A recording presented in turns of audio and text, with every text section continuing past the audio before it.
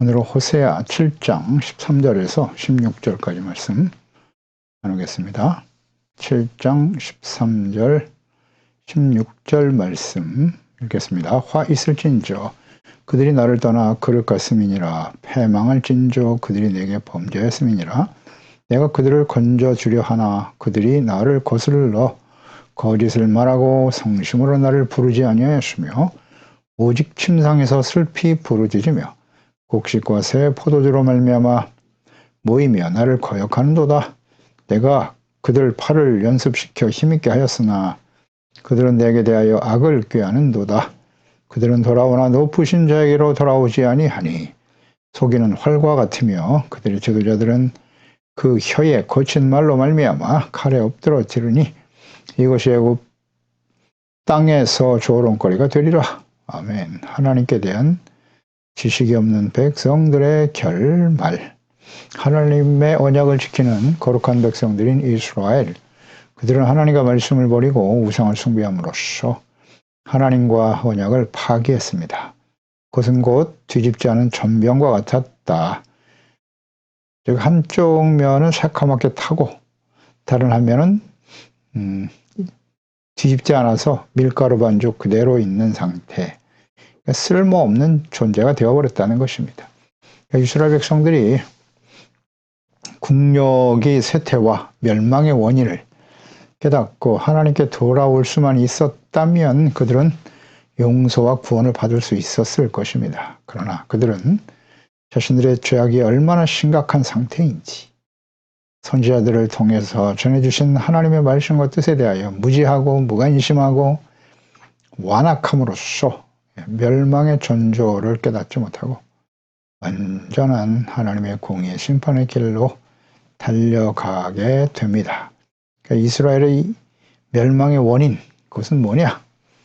교만이죠. 교만이라고 하나님께서 분명히 말씀하셨습니다. 교만은 자기중심이죠. 철저하게 자신의 유익, 자신이 옳다고 여기는 대로 행동하는 거예요. 이것은 하나님께 대한 무지에서 비롯되는 것이 있죠. 하나님과 하나님의 말씀을 모르면 자신의 생각과 뜻대로 살아갈 수밖에 없는 이것이 바로 교만입니다. 교만한 자는 하나님의 진노의 심판을 피할 수 없습니다. 하나님은 교만한 자는 반드시 대적하신다고 하셨어요. 대적한다라고 하는 것은 하나님과의 원수관계가 된다는 뜻이겠지요. 하나님의 공의의 심판에 처하게 된다. 교만하고 어리석은 백성들, 그들은 하나님께 구하지 않고 여러 가지 시련과 어려움에 다가올 때 그들은 애굽을 의지하며 애굽에게 도움을 청하기 위해서 달려갈 것이다. 그러나 하나님께서 그물을 치고 그들을 내려가지 못하게 할 것이라고 말씀하셨죠. 13절에 화 있을진저 그들이 나를 떠나 그릇 같습니다. 잘못된 길로 갔다. 패망할진저 내게 범죄하였다 라고 말씀하고 있죠. 화 있을진저라고 주님이 선포하셨는데요.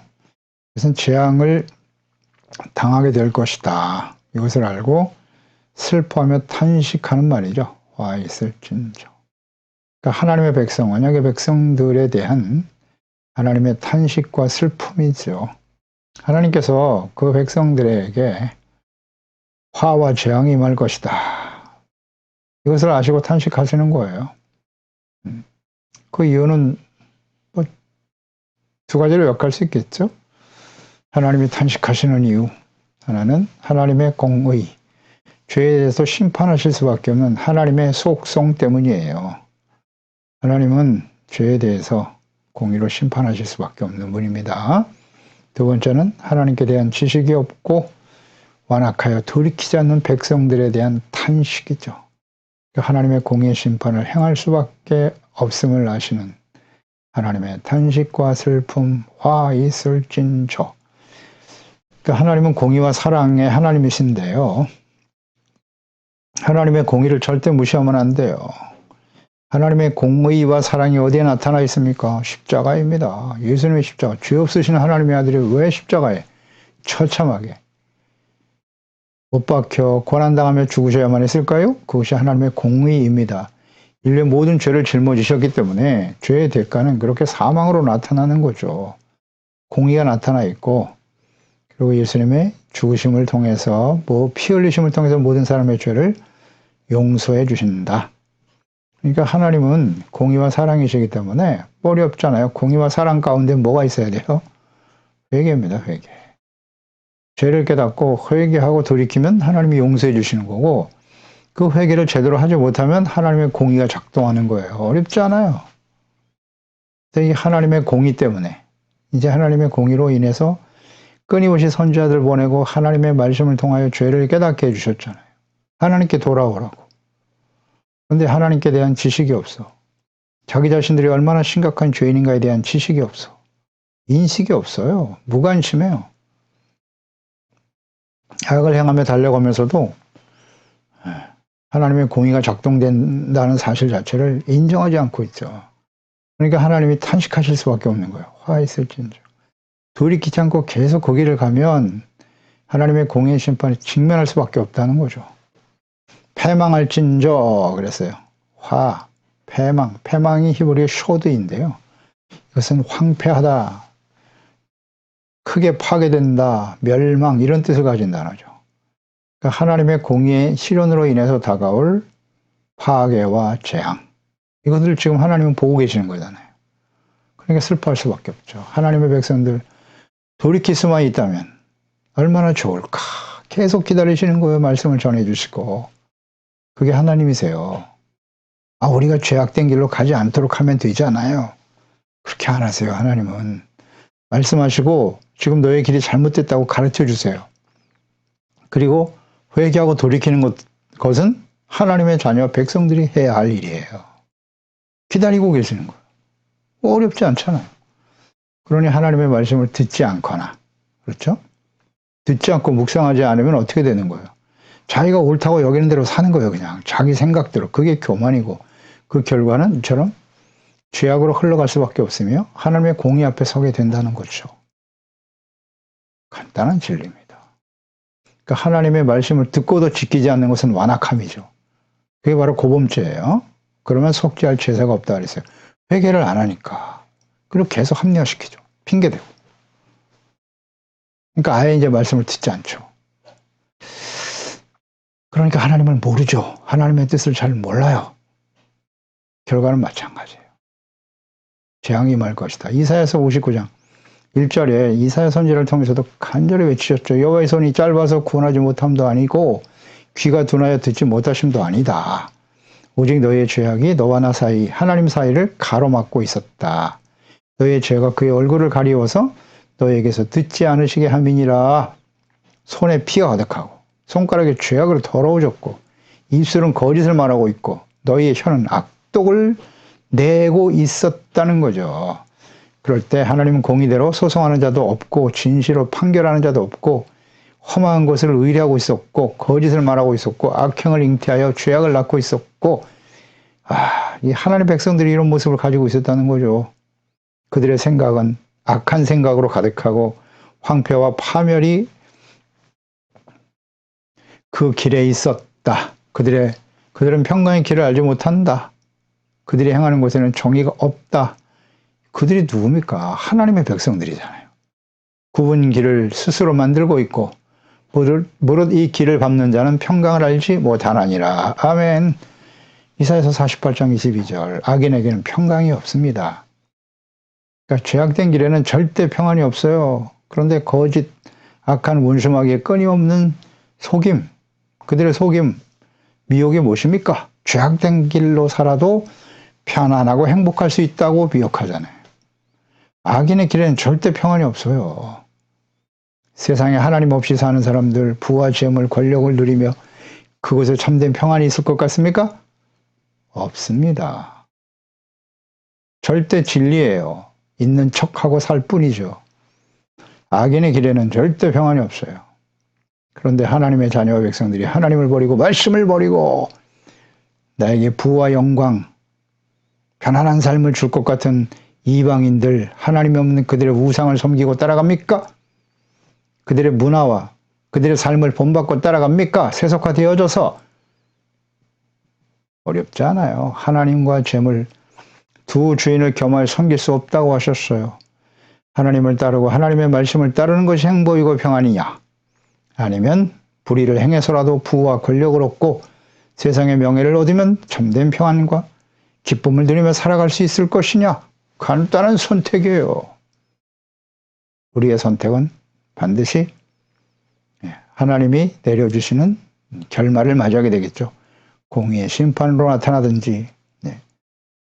요한복음 5장 29절이죠. 선을 행하는 자는 생명의 부활로, 악을 행하는 자는 심판의 부활로 나온다. 육신의 일을 따르는 자는 사망, 영의 일과 생각은 언제나 생명과 평안이다. 아멘입니다. 이스라엘의 이 패망을 경험하면서도 교훈을 얻지 못하고 있었고, 아수르에서 북이스라엘 멸망을 당했는데 남유다 역시 교훈을 얻지 못하죠. 똑같이 그 길을 가잖아요. 죄악된 길에 평안이 있다고 하는 사탄의 끊임없는 유혹에 빠져서 거짓 선지자들이죠. 사탄의 종들인 거짓 선지자들의 끊임없는 외침, 거짓에 속아요. 그래서 예레미야 선지자도 외치죠. 예레미야 20장 8절에 내가 말할 때마다 외치며 판멸과 멸망을 선포함으로 여호와의 말씀으로 말미암아 내가 종일토록 치욕과 모욕거리가 되미니 있다. 끊임없이 멸망을 선포했다. 돌이키지 않아요. 하나님을 버린 패역한 이스라엘, 지식이 없음으로써 온갖 죄악 우상 숭배에 벗어나지 못하고 결국 하나님의 공의 심판에 직면하게 될 것이다. 그래서 화 있을진저 패망할진저 탄식하는 겁니다. 하나님께서. 이것은 하나님의 계획, 하나님의 속성, 하나님의 뜻이에요. 이런 하나님의 백성들의 교만과 어리석은, 이런 어리석은 모든 시대에 계속됐어요. 북이스라엘, 남유다로 이어졌죠. 그 이후에 70년 포로 생활 이후 예루살렘에 돌아온 하나님의 백성들, 처음에는 눈물로 회개하며 성전을 새롭게 짓고 시작했지만 또다시 부패하여 멸망의 길을 가고, 예수님 당시에 이스라엘 백성들을 보세요. 거짓 목자들, 대제사장과 서기관들, 장로들, 외식하는 그들에게 예수님께서 하신 말씀이 마태복음 23장 25절 이하, 23장 전체가 그런 말씀이죠. 화 있을진저 계속 강조하십니다. 외식하는 서기관과 바리새인들이여, 자네 대접의 겉은 깨끗이 하는데 그 안에는 탐욕과 방탕으로 가득하도다. 외식하는 자들의 특성이죠. 눈먼 바리새인이여, 너는 먼저 안을 깨끗이 하라.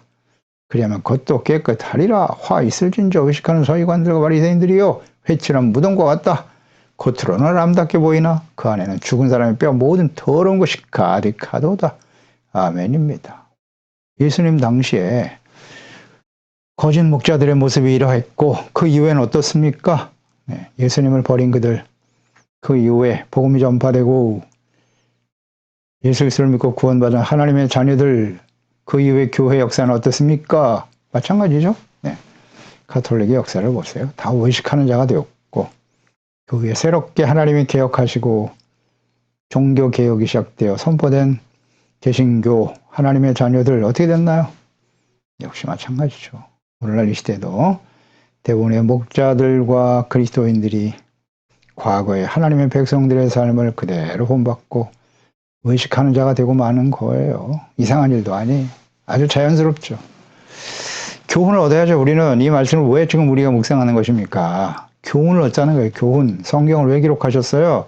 책망, 교훈, 바르게 함과 의로 교육하기요 유익하며 하나님의 사람으로 온전하게 하며 선한 일을 행할 능력을 갖추게 하려 하심이니라. 아멘입니다. 교훈을 얻어야죠. 우리와 다르다고요?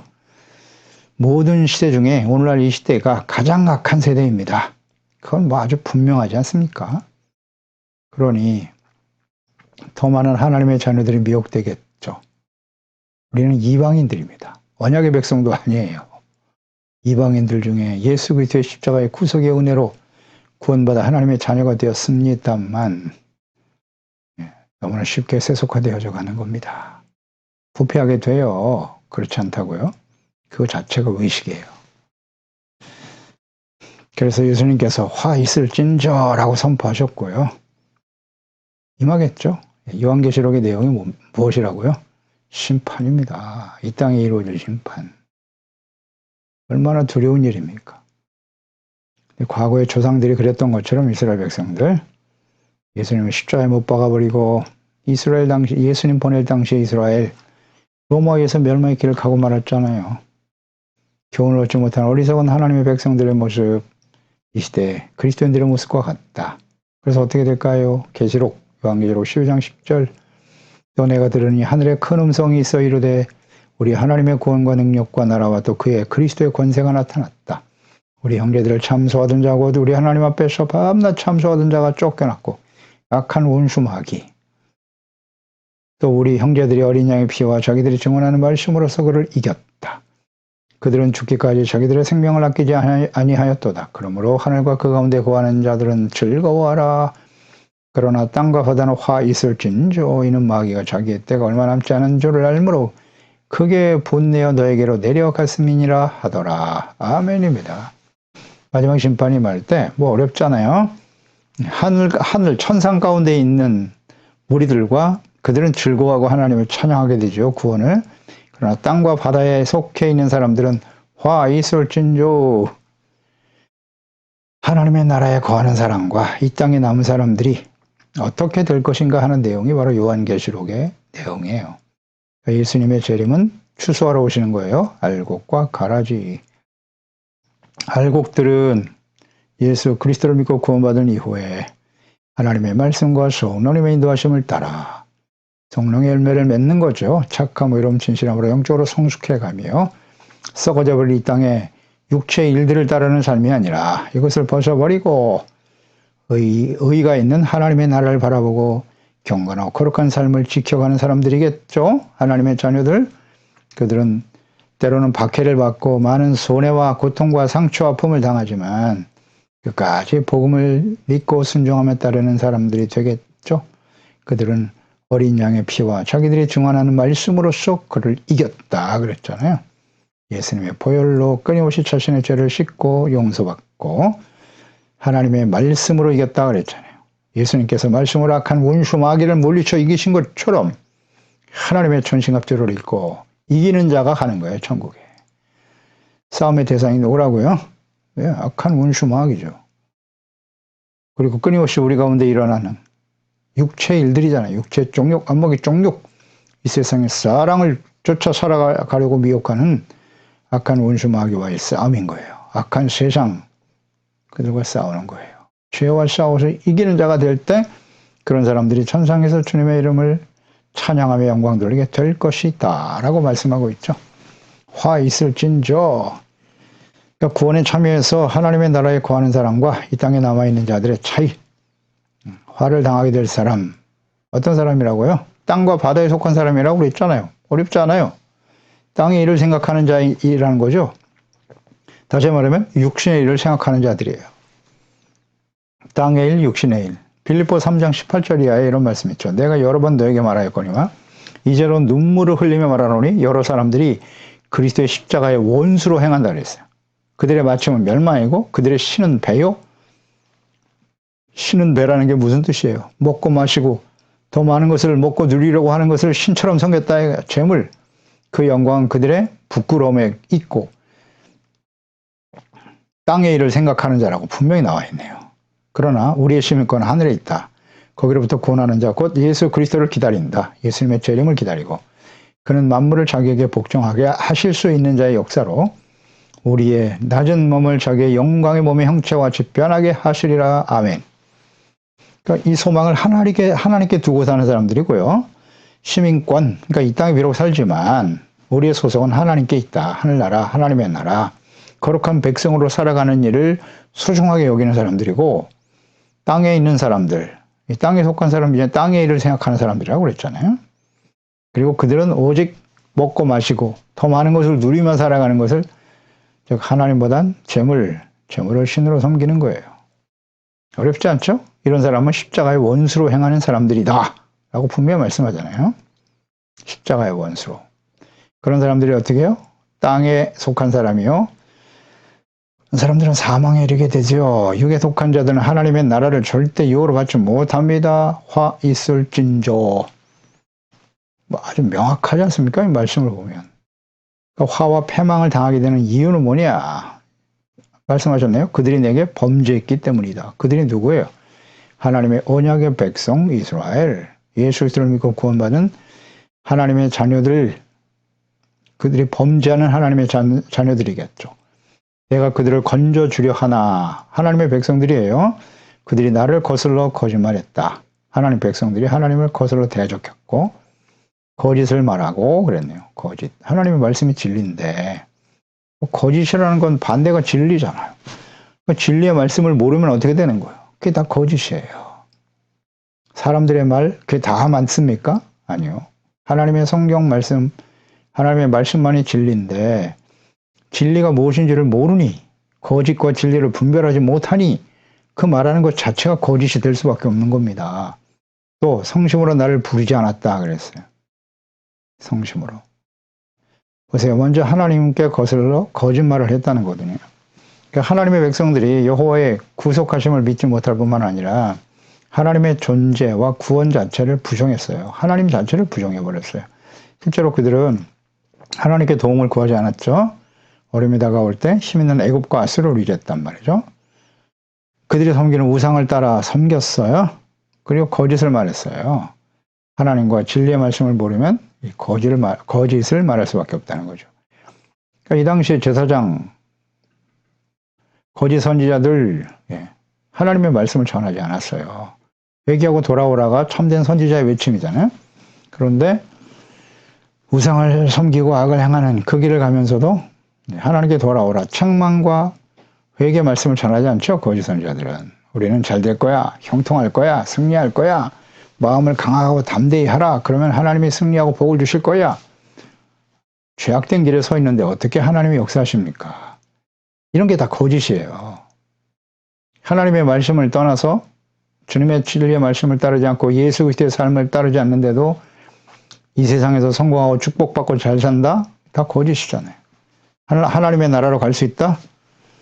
아니라고 하시잖아요. 그러니까 이게 참 진리의 말씀을 바르게 이해하지 못하니까 거짓에 속는 겁니다. 그럴듯하게. 야, 우리가 예수 믿었잖아. 구원받았잖아. 그러니까 뭐 대충 아무렇게나 살아도 하나님 우리 절대 버리시지 않아. 하나님의 공의에 대해서 얘기를 안 한단 말이에요. 이런 게 다 거짓이죠. 그들은 혹 입술로는 여호와를 불렀을지 모르지만 마음으로, 진실한 마음으로 주님을 따르지 않았어요. 이제 이것은 자신들의 육체적인 인간적인 욕구를 충족시키기 위해서 하나님께 나와서 기도하기도 하고 예배도 드려요.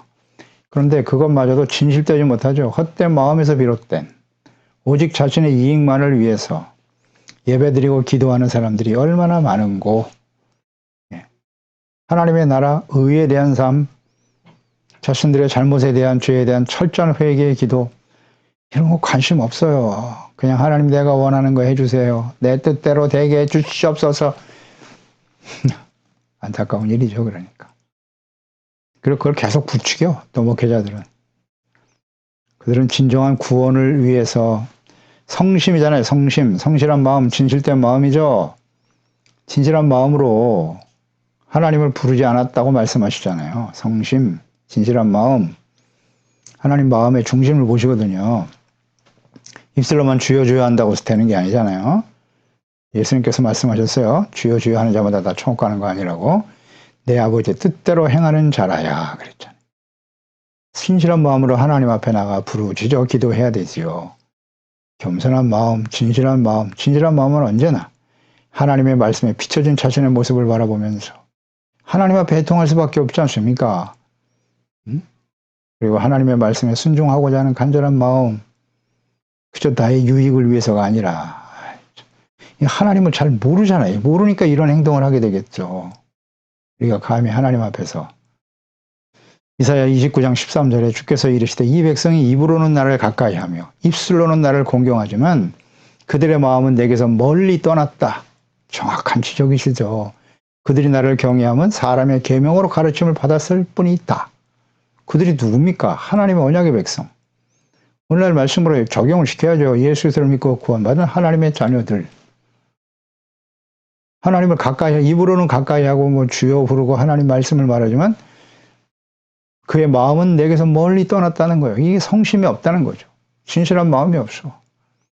하나님을 떠났다. 하나님의 말씀을 따르지 않는다는 거예요. 어떻습니까? 우리의 마음과 우리가 드리는 기도와 찬양 일치하고 있나요? 진실한 마음으로 주님을 사랑하는 마음으로 두렵고 떨리는 마음으로 주의 말씀을 듣고 하나님 앞에 기도하며 찬양하며 주님을 증거하고 있나요? 하나님은 아시겠죠. 이건 뭐 도저히 사람은 속일 수 있어요. 그러나 하나님은 그 마음의 중심, 동기를 다 알고 계시기 때문에 절대 속일 수 없어요. 이렇게 마음과 생각이 다르고 행동이 다른 사람 절대 하나님이 그의 기도를 듣지 않으십니다. 또 다만 침상에서 슬피 부르짖을 뿐이다. 이것도 이제 심판의 원인이네요. 그것을 구원을 위한 부르짖음이 아니에요. 그러니까 하나님 앞에 부르짖긴 부르짖는데 구원을 위해서 하나님 앞에 죄를 깨닫고 회개하고 애통하는 자가 아니라 그저 닥친 불행과 재난 속에서 낙심하며 슬퍼하면서 울부짖는 것에 불과하죠. 그러니까 이러한 부르짖음은 하나님을 믿고 의지하는 기도가 아닙니다. 단지 자신의 슬픔과 감정을 토로하는 것에 불과해요. 불신앙, 절망의 표현일 뿐이죠. 그런 부르짖음. 슬픔과 탄식, 부르짖음이 우리 가운데 있는가? 어려움 당해보면 알죠. 정말 부르짖어 기도하게 되는데 그 부르짖음의 의미가 뭐냐? 진실한 마음으로 자신의 죄를 깨닫고 회개하고 구원의 하나님을 믿고 부르짖어 기도할 때 하나님께서는 반드시 응답해 주십니다. 예레미야 33장 2절 3절 이 일을 행하시는 여호와 그것을 만들어 성취하시는 여호와 그의 이름을 여호와라 하는 이가 이와 같이 이르시되 너는 내게 부르짖어라. 내가 내게 응답하겠고 내가 알지 못하는 크고 비밀한 일을 내게 보이리라. 아멘. 이 진실한 부르짖음이잖아요. 보세요. 응답하겠고라고 말씀하셨고요. 부르짖으면. 근데 내가 알지 못하는 크고 은밀한 일을 너에게 보이리라. 그러니까 우리는 어떤 기도를 해야 돼요? 하나님의 뜻을 깨닫기 위해서. 은밀한 일, 우리 잘 알지 못하잖아요. 장차 우리가 어떤 일이 일어날지 몰라요. 그러나 나 자신이 어떤 일을 위해서 그거 이전에 하나님 앞에 의와 거룩한 하나님의 백성으로 살아가고자 하는 간절한 마음. 주여, 나의 삶을 통해서 하나님의 나라와 뜻이 이루어지기를 원합니다. 이런 기도를 가지고 하나님께 나아가야죠. 시련과 어려움이 있을 때 우리가 드려야 될 기도는 뭐냐? 복잡하지 않아요. 하나님 말씀을 묵상하면서 말씀에 드러난 우리의 잘못된 모습을 진실한 마음으로 깨닫고 돌이키는 기도, 애통하는 자의 기도, 그런 기도를 드리고 하나님의 뜻에 순종하겠다고 하는 간절한 마음으로 부르짖어 기도할 때 하나님은 응답하시겠다고 약속하셨잖아요. 그런데 이 당시 하나님의 백성들, 모든 시대, 특히 마지막 때를 살아가는 하나님의 자녀들 역시 마찬가지일 거예요. 진실하지가 않아요. 그저 오직 자신의 유익만이. 모든 것이 다 요새 편안하니까 기도할 게 없다는 거예요. 기도를 안 해요.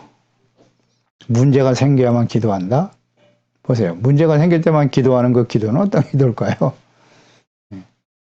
자신의 필요와 이익을 위해서 구하는 기도겠죠.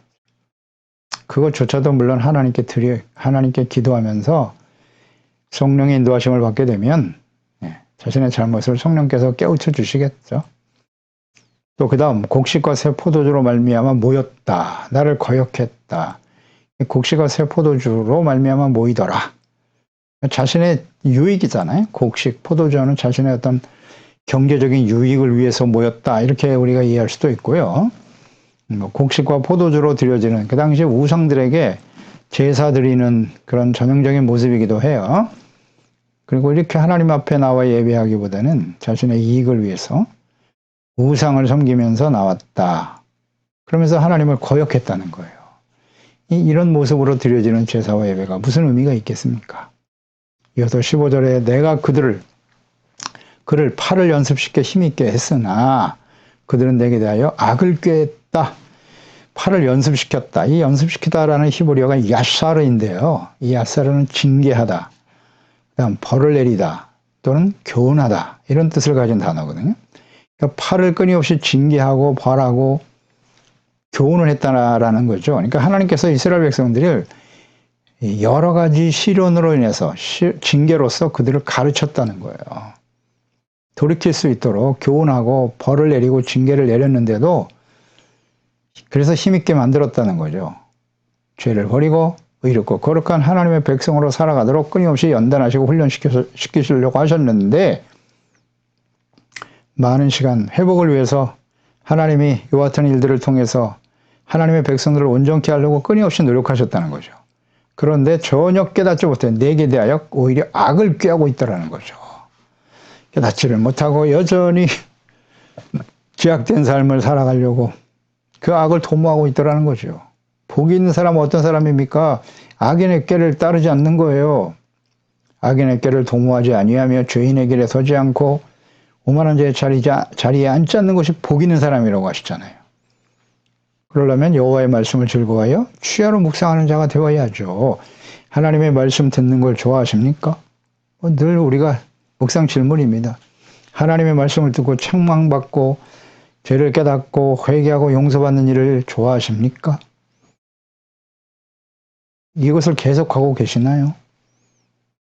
그저 자신에게 유익이 되고 듣기 좋은 말만 들으려고 하고 있지는 않나요? 그러니까 죄를 깨닫고 돌이키는 일은 관심이 없죠. 이제 축복받아라, 잘되라, 성공하라. 자신의 잘못을 가리우고 덮어주는 하나님이 사랑하신다, 축복하신다. 계속 이런 말씀만 골라 듣는 거예요. 그러다가 어떻게 될까요? 우리가 그렇게 하나님 앞에 회개하지 않을 정도로 완전한 사람일까요? 교묘한 거짓이에요. 예수 그리스도를 믿고 우리가 죄사함받고 의롭다함을 얻었어요. 이건 분명하죠. 하나님의 은혜로 되어진 일입니다. 그렇다고 해서 우리가 완전한 사람이 된 것일까요? 의롭다고 하나님이 인정해 주실 뿐이죠. 우리 완전하지 않아요. 우리가 이렇게 예수 믿고 구원받은 이후에 죄에 대해서 말하고 깨닫고 회개하고 용서받아야 된다고 말하면 율법주의다. 예수님의 십자가의 구원을 부인하는 것이냐? 그럴듯하죠. 다시는 그런 말을 하면 안 된다. 이 거짓에 속으면 안 돼요. 율법주의에 너무 치우치거나 혹은 무율법주의자들이 된 것처럼 말하거나 우리가 마치 완벽한 사람이 된 것처럼 그렇지 않아요. 아니, 성경을 똑바로 보세요. 애굽에서 구원받을 때 이스라엘 백성들이 한 일은 아무것도 없어요. 은혜로 구원받은 것이라고요. 그 다음에 가나안 땅 들어가기 직전에 율법을 주시고 말씀을 주신 거잖아요. 그 율법에 나타난 하나님의 뜻을 바르게 이해해야죠. 예수님께서도 구원받은 이후에 마태복음 시작, 마태복음 5장이잖아요. 예수 믿고 구원받은 이후에 구원받은 하나님의 자녀들이 어떻게 살아야 하는지 마태복음 5장, 6장, 7장 산상수훈은 신약의 신명기와 같은 말씀이에요. 구약의 율법과 신명기가 하나님의 백성의 기초입니다. 기초. 그것이 없이는 하나님의 자녀 백성으로 살아갈 수 없어요. 그 말씀을 어겼기 때문에 이스라엘은 멸망의 길을 간 거예요. 마찬가지예요. 예수 그리스도를 믿고 구원받은 시작일 뿐이라고요. 그러니까 구원받은 하나님의 자녀들은 산상수훈 말씀 반드시 바르게 이해하고 깨달아야 돼요. 주야로 묵상해야 돼요. 어렵지 않습니다. 그 말씀대로 행하지 않으면 돌이키면 돼요. 잘못했습니다. 어렵지 않죠. 그렇게 안 할 때 하나님이 여러 가지 징계와 시련들을 당하게 하시는 거죠. 그러니까 하나님의 말씀 듣고 책망을 듣고 돌이키는 게 가장 지혜로운 선택이고 아무리 말을 해도 안 들으니까 징계와 시련들이 다가오게 되는 거고 그럴 때 돌이키면 돼요. 잘못했습니다. 하나님. 주님의 말씀 따르겠습니다. 16절 그들은 돌아오나 높은 자에게로 돌아오지 아니하니 속이는 활과 같다. 지도자들은 그 혀에 거친 말로 말미암아 칼에 엎드러질 것이다. 이것이 애굽 땅에서 조롱거리가 될 것이다. 징계와 환난 연단을 받아서 하나님의 소망을 이룰 수 없는 백성들. 잘 생각해야 합니다. 환난은 인내는 연단을 받는 거예요. 죄를 버리는 겁니다. 그리고 하나님의 소망은 나는 너의 하나님이 되고 너희는 나의 거룩한 백성이 되는 것이다. 그럴 때 의와 평강의 열매를 맺게 되는 것이죠. 그런데 이 소망이 자신의 뜻을 이루는 욕심을 이루는 소망이라고 생각한단 말이에요. 아닙니다. 잘 생각해 보세요. 하나님의 소망과 나의 소망이 무엇인고 다르면 안 돼요. 오히려 그들은 함께 모여서 거역하고 악을 도모하고 패역한 자들이었어요. 그들은 어떻게 되는가? 오늘 말씀의 역사 속에서 자세히 나와 있는 겁니다. 그들은 애굽 땅에서 애굽을 믿고 의지하잖아요. 아수르가 쳐들어와 그럼 우리는 애굽과 친하게 지내고 동맹을 맺고 그들의 힘을 의지하면 살아날 수 있겠지. 그런데 하나님 말씀하시죠. 애굽 땅에서 너희가 수치와 조롱거리가 될 것이다. 이것이 하나님의 뜻입니다. 하나님 앞에 돌아오면 될 간단한 문제를 세상에 힘 있는 돈과 힘 있는 사람들, 그들이 섬기는 우상과 악을 불의를 쫓아 살아갑니까? 그 결과는 어떻다? 간단합니다. 진리는 간단해요. 하나님께 돌아오는 게 복이죠. 기도하겠습니다. 하나님 아버지, 오늘도 주의 말씀을 통해서 하나님의 언약의 백성들이 왜 이렇게 화 있을진저 패망할진저 하나님의 그 탄식의 소리를 들어야 할까요? 하나님은 공의의 하나님이시기 때문에 그래요. 죄에 대해서는 하나님 반드시 벌하십니다. 죄에 대해서는. 그래서 주님이 원하시는 것은 죄를 깨닫고 돌이키는 거죠. 오랜 시간 동안 하나님의 말씀을 보내주시잖아요. 우리가 잘못된 것이라고 끊임없이 말씀하시잖아요. 그럴 때 겸손히 회개하고 돌이켜 하나님의 말씀과 뜻을 따르는 저희들이 되게 해주세요. 그러나 이 마지막 때 하나님의 심판이 임박한 시대를 살아가는 하나님의 백성들은 정말 회개하기가 힘들어요. 거짓 선지자들이 난무하고 말이죠. 예수 믿고 구원받았으니까 무조건 잘 될 것이다. 더 이상 회개할 필요가 없는 것입니까? 자신이 완전한 사람이 된 것처럼 착각하는 다 거짓이죠. 이런 것들을 우리가 잘 좀 분별할 수 있는 지혜로운 겸손한 애통하는 자가 복이에요. 겸손한 자가 복입니다. 온유한 자가 되고 그리고 의의를 생명처럼 소중하게 여기고 마음이 청결한 자가 되어 하나님의 나라 다스림받는 하나님의 나라의 거룩한 자녀 백성으로 살아가는 이 소망을 이루어가는 우리 모든 지체가족들 자녀들이 다 되게 하소서. 예수님의 이름으로 기도드리옵나이다. 아멘.